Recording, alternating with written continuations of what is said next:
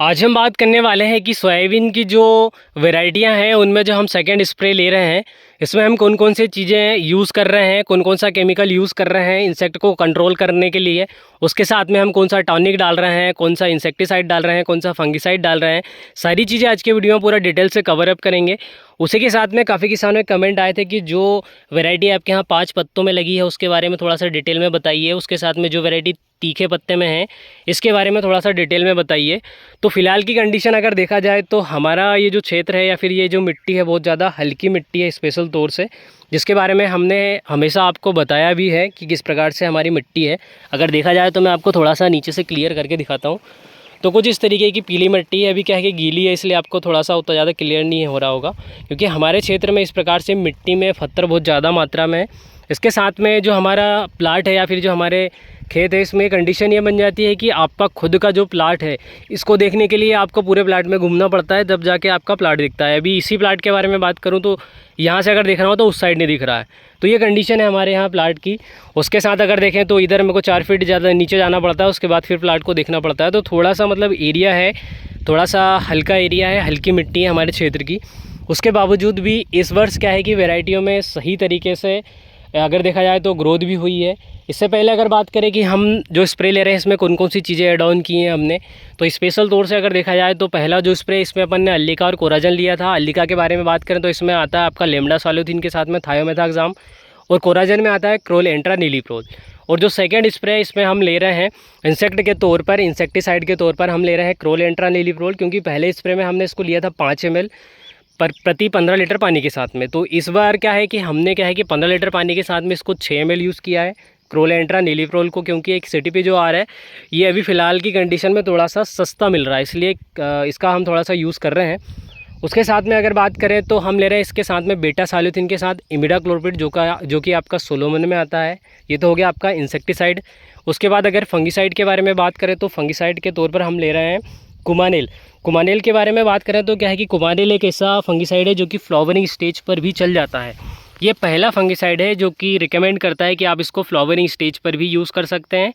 उसके साथ में अगर बात करें टॉनिक के बारे में बात करें तो हम किसी भी प्रकार से सोयाबीन की फसल हो या फिर कोई और फसल हो तो उसमें किसी भी प्रकार से आपको टॉनिक का इस्तेमाल नहीं करना है, क्योंकि अगर टॉनिक का इस्तेमाल करते हैं तो आपकी जो फसल है थोड़ा सा बहुत ज़्यादा मुलायम हो जाती है, जिससे कि आपकी जो फसल है इसमें इंसेक्ट का प्रकोप थोड़ा सा बढ़ जाता है। तो स्पेशल तौर से कोई भी ऐसी आप अगर देखा जाए तो आप अपने हिसाब से चयन करें कि आपको किसी भी प्रकार से कोई टॉनिक इस्तेमाल करना है या फिर नहीं। स्पेशल तौर से अगर देखा जाए तो ऐसी वेराइटियाँ जो कि सेमी डिटर्मिनेट वेराइटियाँ हैं इनमें आपको किसी भी प्रकार से टॉनिक का इस्तेमाल नहीं करना चाहिए। अब बात कर लेते हैं कि हमारी जो वैरायटी है जिसमें कि तीखे पत्ते हैं, फ्लावरिंग थोड़ी सी गजब की है। अब इस वैरायटी में अगर देखें तो बहुत सारी चीज़ें ऐसी हैं कि आपको बिल्कुल ऐसा लगता है कि ये वैरायटी बहुत अधिक मात्रा में प्रोडक्शन देगी। स्पेशल तौर से अगर बात करें नोड के बारे में सबसे पहले, तो क्या है कि ये जो वैरायटी है ये नीचे से लगभग 8 से 10 इंच ऊपर से इसमें फलियाँ स्टार्ट होती हैं। देखिए इसके जितने भी पौधे हैं इसमें आपको 8 से 10 इंच ऊपर से ही फ्लावर दिखेंगे। तो इसमें 8 से 10 इंच के बाद इसमें फ्लावर स्टार्ट होते हैं, और इसमें क्या है कि हल्का फुल्का थोड़ी सी ब्रांचिंग भी हो जाती है। वैसे अगर देखें तो पौधा पूरा स्ट्रेट चलता है और रोएदार पौधा है। अगर इसमें देखा जाए फ्लावरिंग के बारे में तो ये जो फ्लावरिंग कैपेसिटी है अगर आप देखें तो स्वयं थोड़ा सा ध्यान दें कि इसमें फ्लावर की कितनी अधिक मात्रा में कैपेसिटी है। और ऐसा नहीं है कि फ्लावर अधिक मात्रा में निकले हैं तो इसकी जो फलियां हैं ये 2 दाने की रहेंगी, 1 दाने की रहेगी।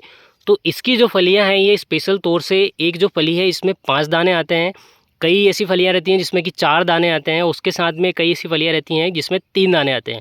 मतलब ऐसी वैरायटी है जिसमें कि आपको 5 दाने, 3 दाने और 4 दाने की फलियां मिलेंगी, इससे कम आपको फलियां नहीं मिलती हैं। तो थोड़ा सा आगे हम डिटेल में इसके बारे में और आप सभी को खैर दिखाते रहेंगे। इसका सिंगल पौधा अगर देखें तो इसमें 1 2 3 4 5 6 7 8 और 9 स्पेशल तौर से इसमें अभी 8-9 नोड हैं। और देखते हैं आगे इसकी हाइट बढ़ती है या फिर नहीं, क्योंकि इसमें फ्लावर देखें तो पूरे एक साथ आते हैं और एक साथ ये जो फ्लावर है ये फलियों में कन्वर्ट होंगे। तो इसके बारे में खैर हम आपको आगे अपडेट करते रहेंगे स्पेशल तौर से।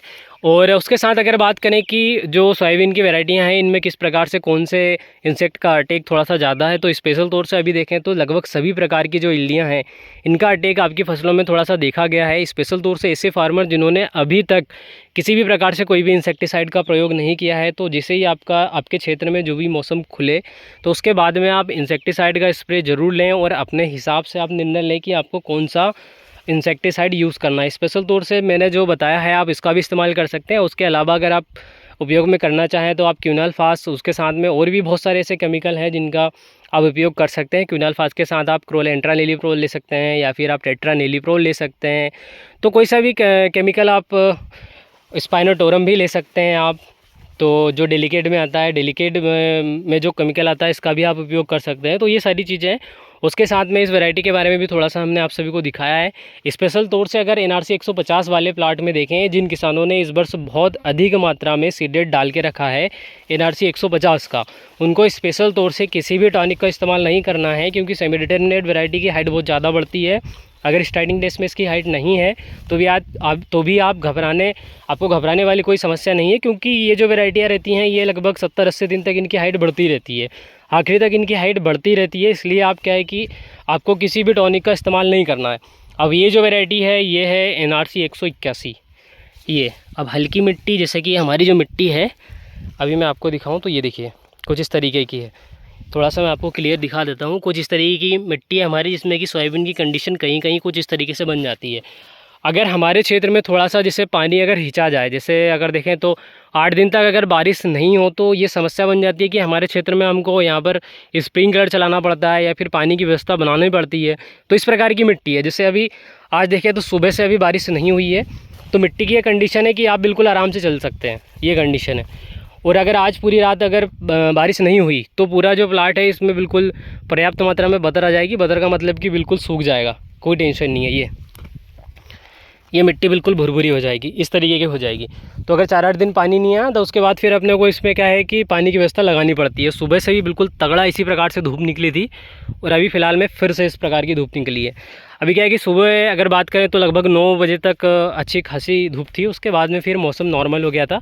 अभी फ़िलहाल में देखें तो ये मौसम कुछ इस तरीके से कर रहा है, थोड़ा सा नॉर्मल। फिर उसके बाद तो ये हल्की मिट्टी में NRC 150 जो है वो भी कुछ इस तरीके से चलती है। ये कंडीशन है NRC 150 की, क्योंकि इसमें थोड़ा सा सीड रेट कम है, कोई ज़्यादा उतना विशेष नहीं है। उसके साथ में लाइन से लाइन की जो दूरी है ये थोड़ा सा मतलब 14 इंच के साथ में रखी गई है, जिससे कि वैरायटी बहुत बढ़िया तरीके से परफॉर्म भी कर रही है। बाकी आगे किस प्रकार से परफॉर्म करेगी ये तो हम आप सभी को दिखाते ही रहेंगे। और इस तरीके से क्या है कि पर डे हम जो आपको हमारे प्लाट दिखाते रहते हैं, इनसे आपको क्या है कि ये पता चलता है कि हमारे कौन से प्लाट में किस तरीके से वैरायटी लगी है और किस तरीके से परफॉर्म कर रही है। वैसे अगर देखा जाए तो मिट्टी के हिसाब से हमारी जो वैरायटी हैं सारी ठीक ठाक लगी हुई हैं, क्योंकि मिट्टी के ऊपर बहुत ज़्यादा डिपेंड करता है कि आपकी फसल किस तरीके से ग्रोथ करेगी, किस तरीके से प्रोडक्शन देगी। क्योंकि बाकी जो क्षेत्र है उसमें अगर देखा जाए तो बहुत ज़्यादा हेवी मिट्टी है, बहुत ज़्यादा बराबर मतलब खेत हैं, बिल्कुल ब्लैक सॉइल है। तो जहाँ ब्लैक सॉइल है वहाँ पर आपकी हर एक प्रकार की फसल हो जाती है, लेकिन जहाँ हल्की मिट्टी है वहाँ पर थोड़ा सा आपको एफर्ट ज़्यादा लगाना पड़ता है। जैसे हमारी जो मिट्टी है बहुत ज़्यादा हल्की है, तो इसमें हमको थोड़ा सा न्यूट्रिएंट वैल्यू भी ऐड करना पड़ता है। उसके साथ अगर बात करें तो बहुत ज़्यादा एफर्ट भी लगाना पड़ता है। अगर बारिश में जैसे लास्ट टाइम के बारे में बात करें तो लास्ट टाइम क्या हुआ था कि बारिश लगभग 15 दिन पहले चली गई थी। अब उसकी जो कंडीशन बनी थी उसमें हमको स्प्रिंकलर स्टार्ट करना पड़ा या फिर फ्लड से पानी देना पड़ा, ऐसी कंडीशन बन जाती है। लेकिन जहाँ हेवी सॉइल है, बिल्कुल ब्लैक सॉइल है, वहाँ की कंडीशन ये है कि वहाँ किसानों को कोई भी विशेष अलग से एफर्ट लगाने की ज़रूरत नहीं पड़ती है। बाकी हम इस वैरायटी के बारे में आपको अपडेट देते रहेंगे।